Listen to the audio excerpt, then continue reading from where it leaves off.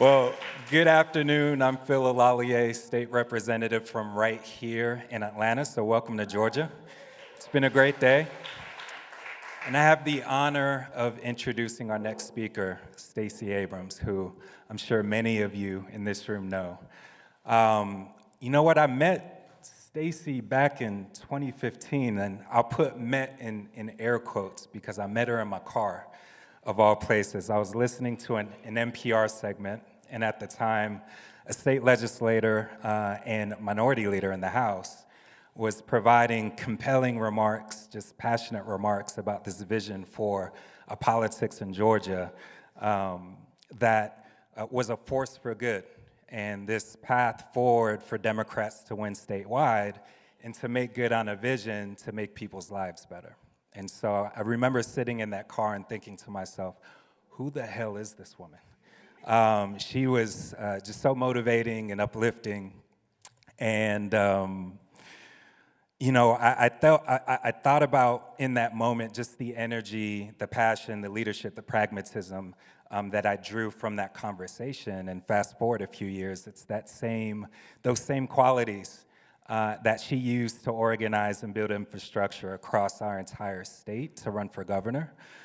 She has launched pro-voter and pro-democracy nonprofits, was partly responsible for helping us deliver 2 U.S. senators to D.C.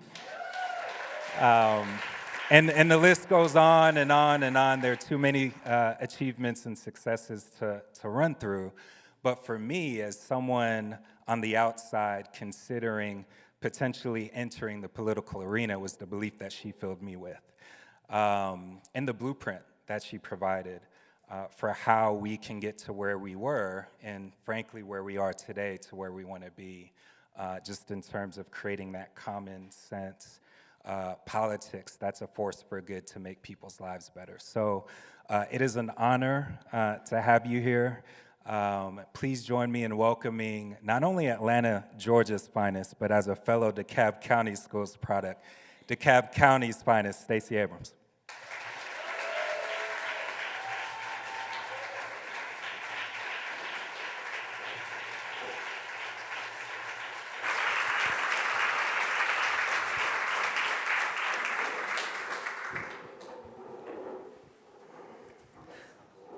Hello, New Deal.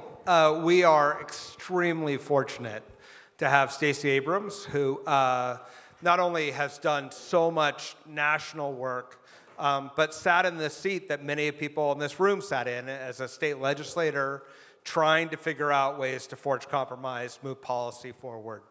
But I also have to say, as part of the introduction, I am the son and brother of an independent bookstore owner. Stacey was there last year to promote one of her works of fiction, and she is a great lover of books and a fantastic fiction writer, and a supporter of independent bookstores. That is also an important part of the role you play for all of us. I want to start by asking, I listen to your podcast, Assembly Required. Thank you. And I use it to feel grounded in what feels like daily chaos that we are all managing through, because it's in-depth, it's detail-oriented, it's human. And my question is, where do you go to start to be grounded in these times? How are you managing the chaos as just a human being as we manage these days? Well, first of all, thank you for the very kind welcome. Thank you to Phil. Thank you all for having me. So I'm not just being self-aggrandizing. I go to the podcast. It's a really neat way to get to talk to everyone you've ever wanted to. You just say, come be on my podcast instead of let me stalk you. See? Works very differently. And for me, the point of the podcast, which is known as Assembly Required, available in wherever you get your podcast, please subscribe and say you like it. The point of the podcast is to take these big, audacious, overwhelming issues and break them down so that we remember we've been through hard things before. And so I do, it's not that I go to my podcast to do it, but I leverage the ability to have this podcast as a way to learn about things that I care about but don't know enough about, to push questions and to source answers for complex issues. And then sometimes to just talk to people who help me stabilize. So recently I had Ryan Holiday on, who is just, if you don't read the Daily Stoic or listen to his podcast, he's written a series of books. I think history is incredibly important, especially in times like this. I think philosophy is important. And he does this very nimble job of weaving those two together in a way that helps us understand where we are, but reminds us that it's going to take work to get beyond it. And for me, that is the source of calm. When you know that you're not alone in something, but when you also know that you're not the one who has to create the answer. You have to curate it, but you don't have to create it. I think that is a very calming way to navigate this moment. I totally agree. And by the way, New Deal has a podcast, An Honorable Profession. Debbie and I are, and we do not have Also Ryan. available where you get your podcast. Absolutely. And we don't have John Legend or Ryan Holiday on there, but we have all of you. So I encourage you all to subscribe and listen and learn about what New Dealers are doing around the country to address things. I mean, you just talked about coming up with questions on your podcast. We just had a session about having hard conversations, and that having hard conversations is not often served. You aren't often served well by having answers, but by coming with questions. I guess, as a former state legislator, what are the questions that local and state elected officials should be asking of themselves, of their constituents, of the party right now as we gear up for another election cycle? When I was in law school, I was the research assistant for a tax professor, and she gave me this taxonomy to use when I was doing research for her. She said, your first question is, what's the problem? Why is it a problem? And then how do you solve it? And so often in the legislature, we start at the end. We start with a solution in search of a problem, and then we find data to support the reason we had a problem to solve. And I think our first responsibility is to really be clear about what is the problem, be able to articulate it in simplistic terms, not in reductive terms, but in simple terms. Because the way people often experience these problems, it's very visceral. And so we have to be able to understand it.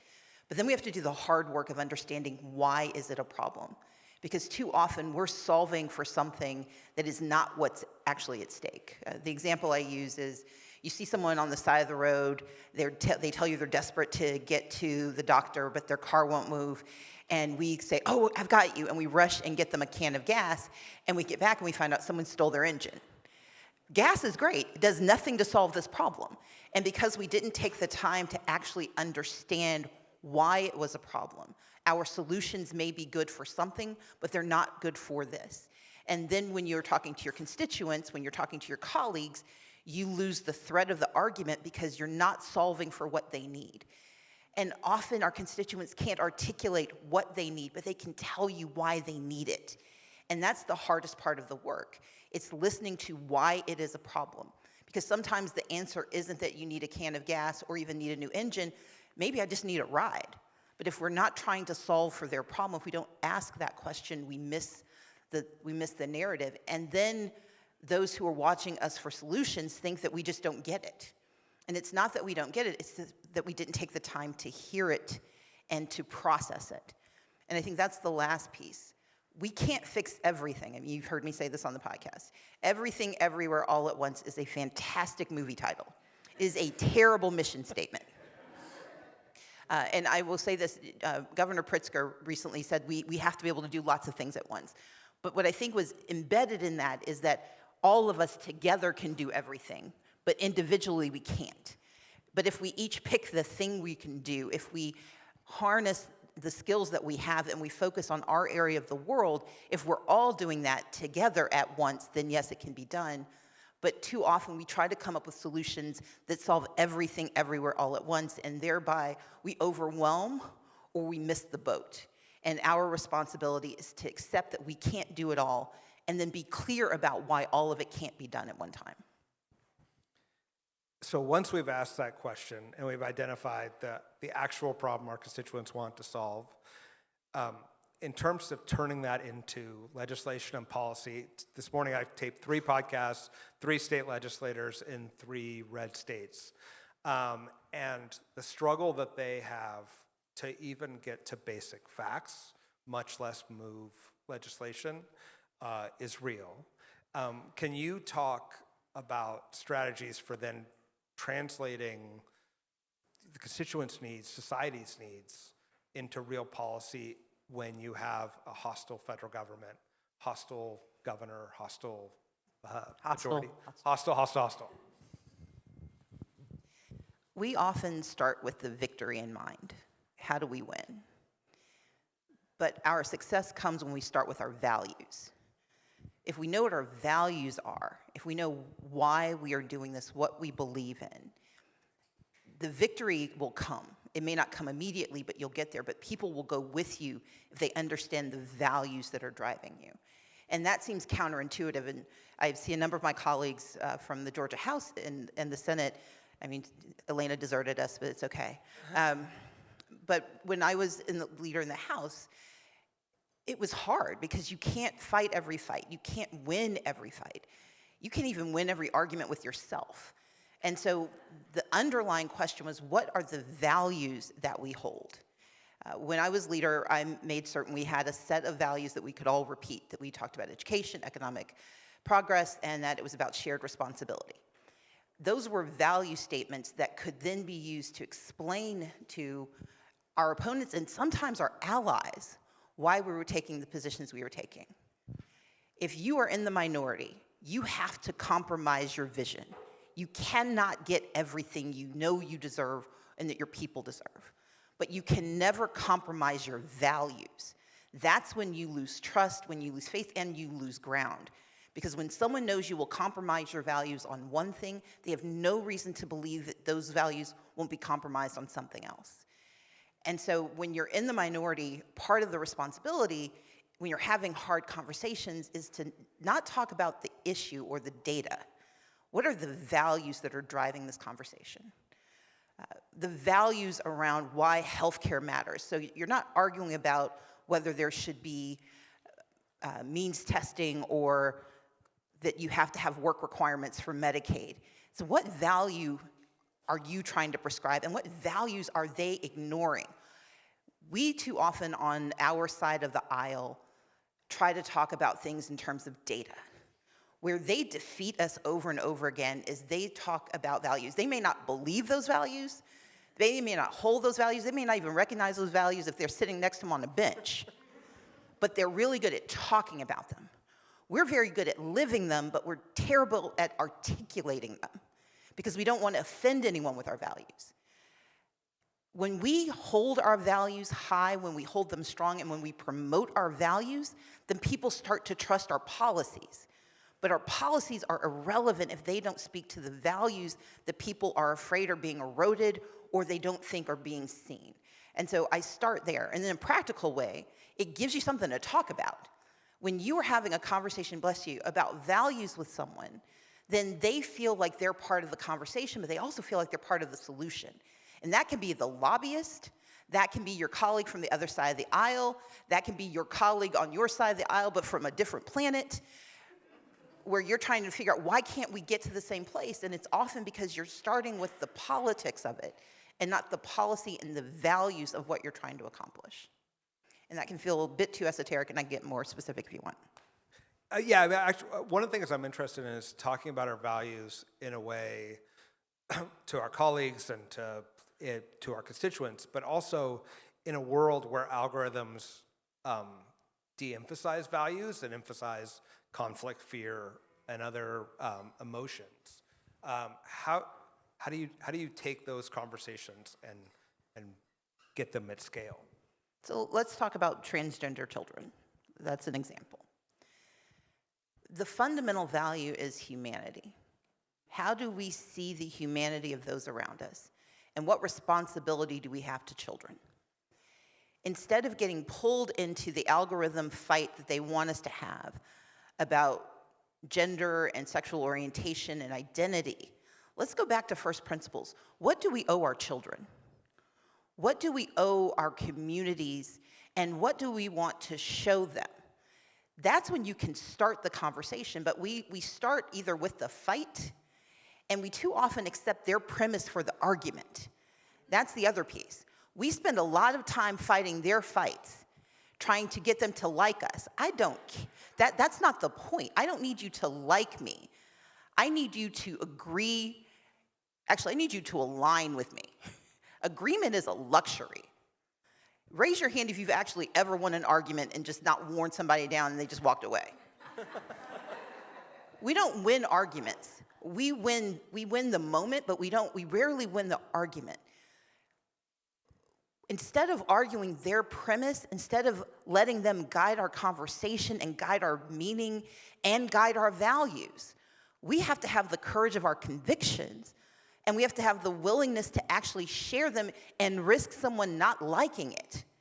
Because the more you talk about those values, think about the moment we're in. We are sitting in the middle of the fall of democracy led by a tyrant and Donald Trump. Let's be clear. We are sitting in a moment where we are arguing about whether the Constitution has to be followed. And that's because for the last 60 years, a tiny cohort has built their power by believing in their values. I may eschew their values and find their values to be anathema to everything I hold to be true as an American, but they've never wavered in their values. And they've changed the debate so much that we are now fighting over whether or not due process is a right in this country. And that's because they hold their values.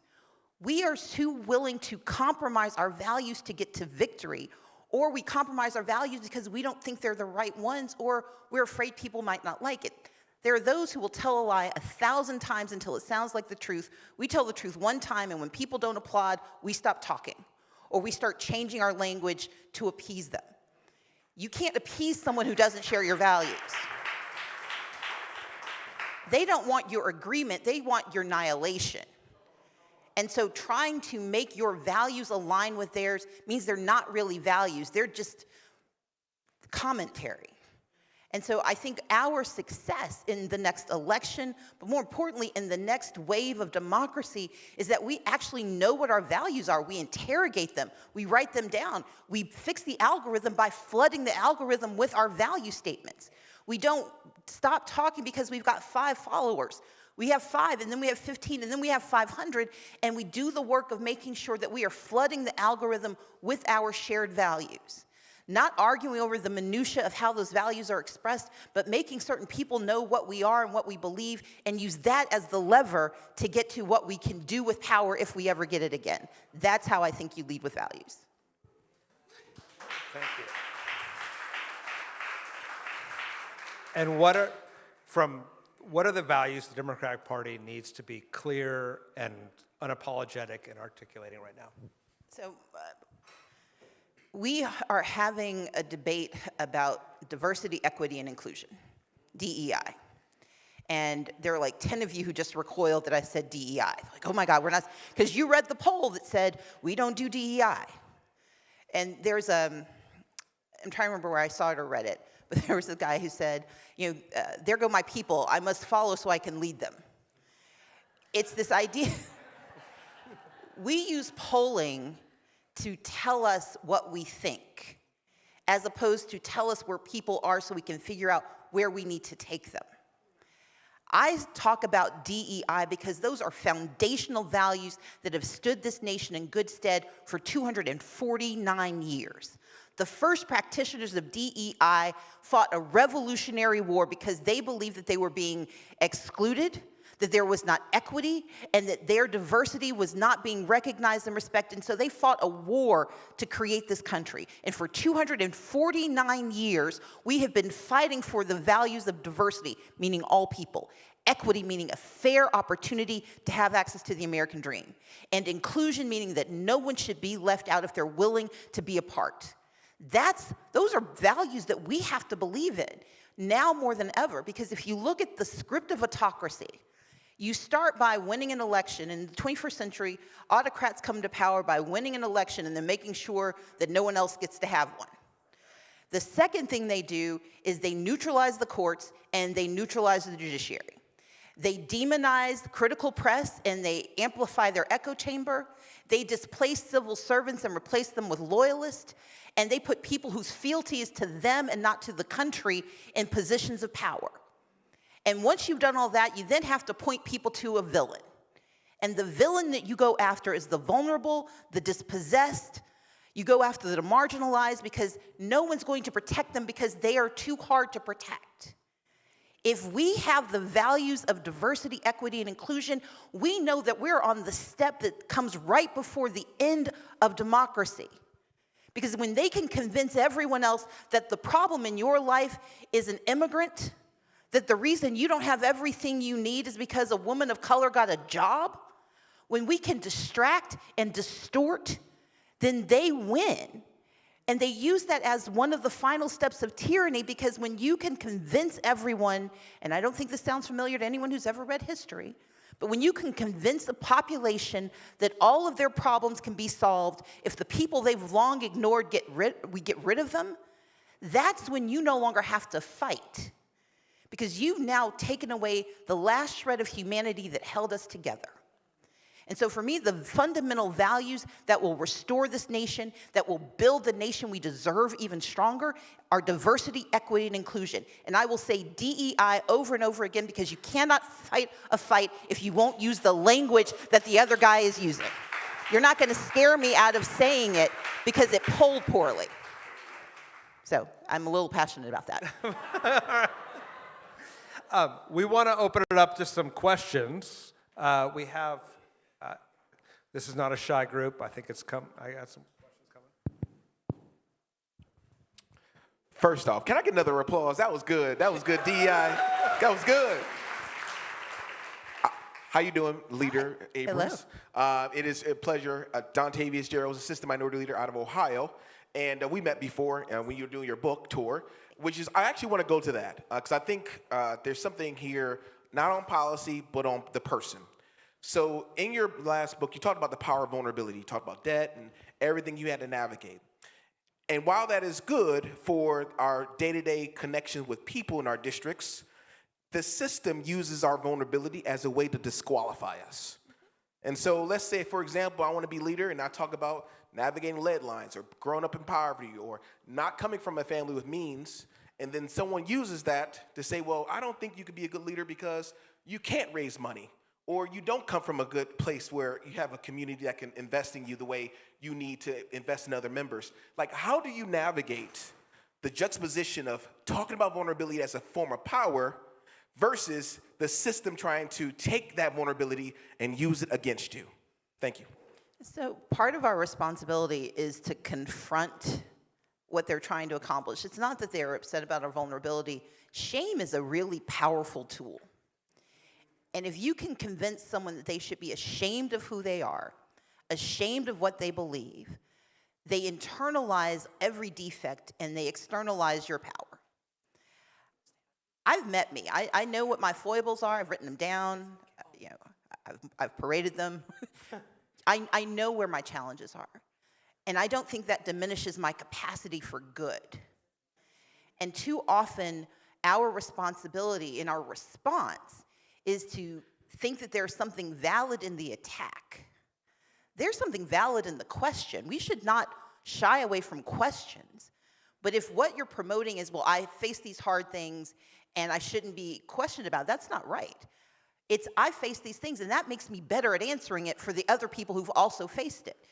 When you turn your vulnerabilities that you've navigated into areas of strength where you can lead, that's when you start to make a difference.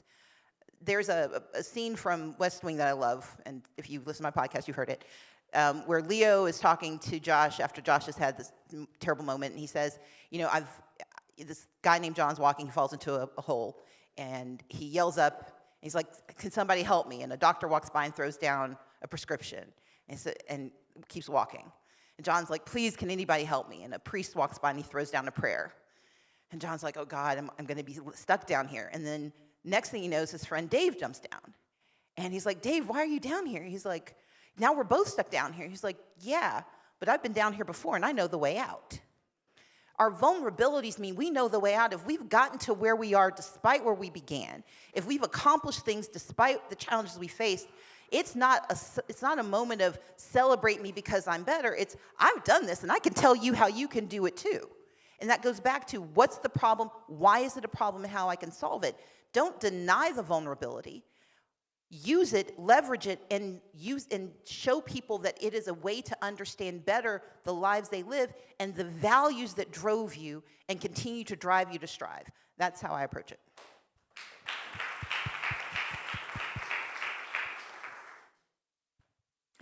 Hi there. Leader Abrams, it's really wonderful to meet you. Jillian Blanchard, I'm with Lawyers for Good Government, and we are going to be talking about all of the federal funding and chaos that's been brought with the impacts to federal funding tomorrow. And I'm working with over 700 different grantees, many states, cities around this country, and I was crying when you just talked about DEI because I feel like I say it on a daily basis, so thank you for saying it. And one of the things that people are getting are these very ambiguous termination letters related to DEI. And so some things that some local and state leaders are contemplating is preemptive compliance. If I just take DEI off my website, if I just don't say this word, and I am trying very hard to tell them that it won't make them safe. So what would you tell them? Because maybe I'm not doing as good a job. What words can I use? We're just in this together. So number one, go to aprnetwork.org, American Pride Rises Network, aprnetwork.org. I've created a whole set of organizations fighting for DEI, including an organization called Deliver the American Dream, which is the C4 focusing on state legislative issues. And then there's a C3, Defending American Values Coalition. Because we have to, when I say that it is foundational values for this nation, we have to lead with that. But here's the problem with preemptive compliance. They're not mad about the letters. They're mad about the values. So you can call it pluralism, majoritarianism, you can call it Turtle Thursday. Does not matter. They don't want the communities that have been served by DEI to continue their success because DEI works. So our first responsibility is to know that we're behaving a lot like 3-year-olds who learn to play hide and seek and think if I close my eyes, they can't see me. That's what preemptive compliance does. They're not mad at you because of the letter or the word on your website. They're angry about the community that you serve. And your preemptive compliance means that the values that you said you espouse are not strong enough for you to actually push back. And then there's just the basic logic. You cannot repeal hundreds of laws through a fictive, let me be nice about it, a fictive executive order that does not have the force and effect of law. Because let's talk about what DEI is. It's the 13th, 14th, and 15th Amendments. It's Title I. It's Title IX. It's the Americans with Disabilities Act. It's the Immigration and Nationalization Act. It's Davis-Bacon Act. Everything they call DEI is anything that has made this nation more accessible to everyone else. And you cannot repeal that with an executive order. And yes, they are going to freeze your money, but if they found you through your website, they now have your name. So you changing what you have on your website but still serving your population means they're going to keep coming after you. And if you have a population that doesn't look like the 1790s, they're not trying to get to 1950, they're going back to 1790. If you serve any population that is more complex than that, they're not going to stop coming after you. But the first time you comply, the first time you weaken your stand, that's when they know they can keep coming after you. They're going to keep coming back. And so our belief that if we just do a little bit of compliance, it will stop them has never worked. There has never been a little bit of surrender. It has never been so. And we are in a battle for our dignity, for our humanity, and for our future. And there is no way pre-compliance works. But I also have lots of data and talking points and decision trees and all kinds of stuff on the website. So please go to aprnetwork.org and learn all about it. All right, so I'm Dave Coulter. I'm a county executive in Michigan. And here's my question and my frustration. We lost the last election, not by a lot, but we lost in lots of different levels. And so there needs to be some reflection and some self-analysis and some party analysis of what we did wrong. But I also get very frustrated when it feels like it's turning into a circular firing squad. And how to say, all right, enough of attacking each other. Donald Trump and the Republicans are the problem, without being arrogant to the discussion that needs to happen. And I'm wondering if you felt that, and if you have any insights on how you navigate that. So I've lost before. It happens. And I've lost big.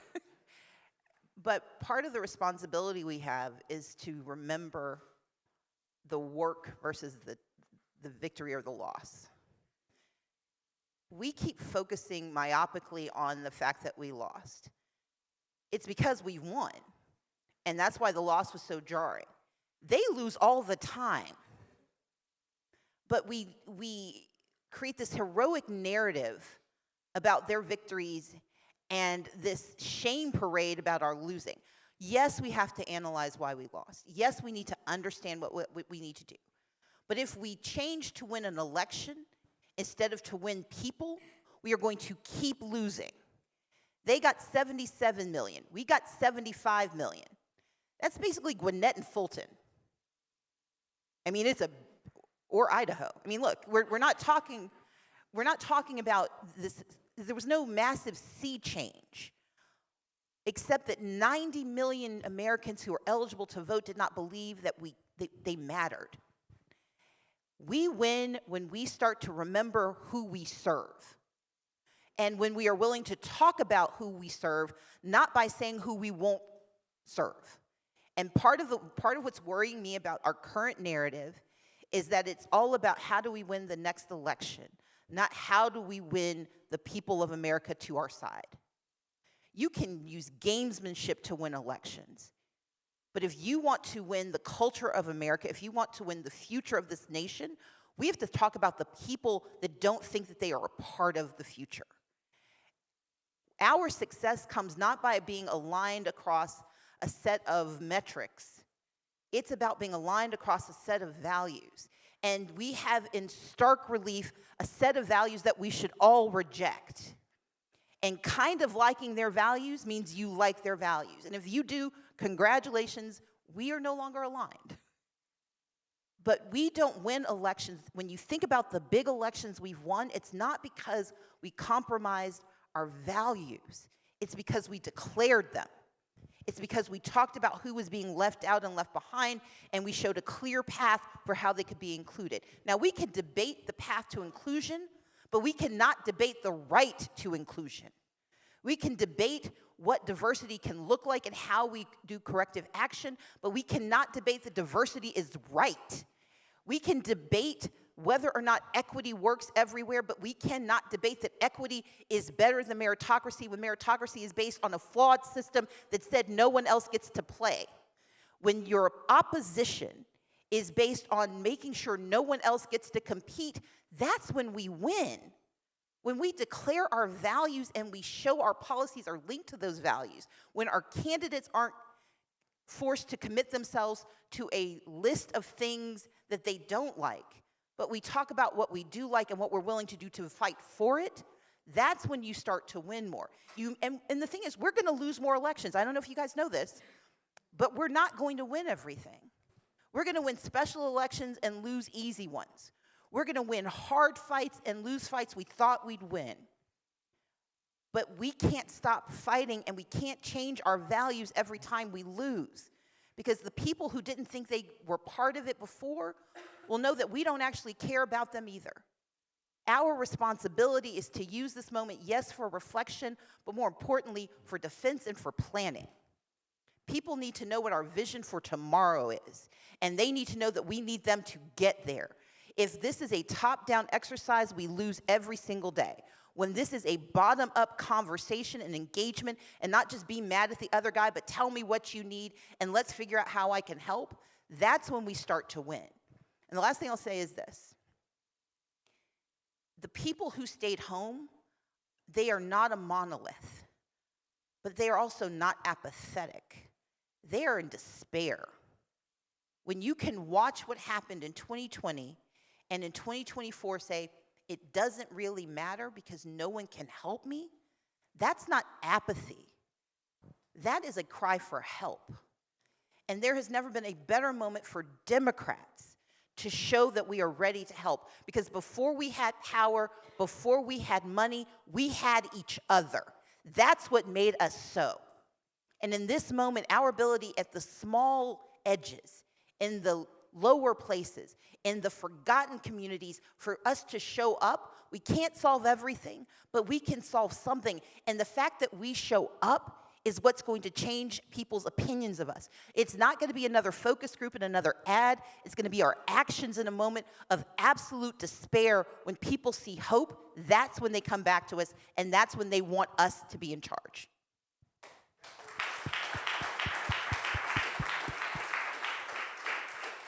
I have one more question. And at these conferences, when I was elected official, I'd come, I'd be inspired, but then at dinner time, we'd all talk about how hard the life is, not making money or getting yelled at. We've had Trump 1 and COVID and all the various things. So what keeps you going? What keeps you in the fight? So I do this work because I think poverty is immoral. I think it is economically inefficient. I think it is solvable.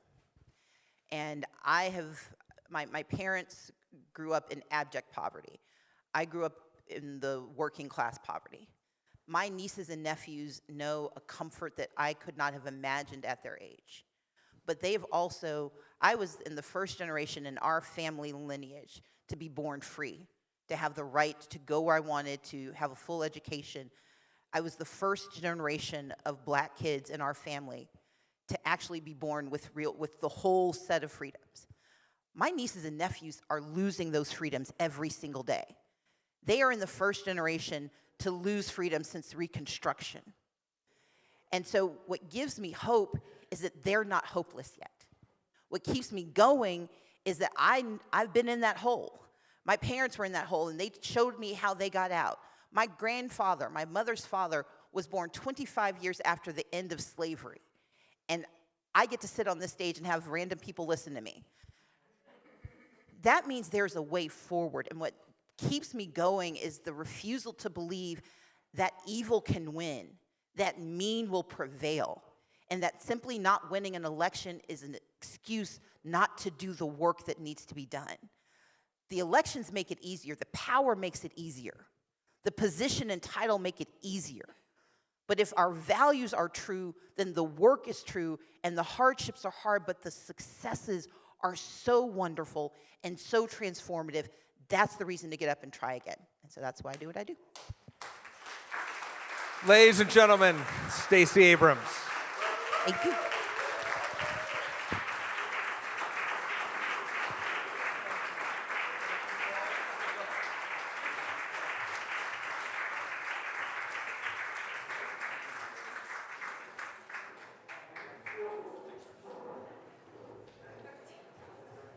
Okay, no one go anywhere. A couple of small final reminders from me. When I wrap up here, New Deal leaders, please come to the front. We're going to take a group photo. For tomorrow morning, breakfast is going to open at 7:30, same buffet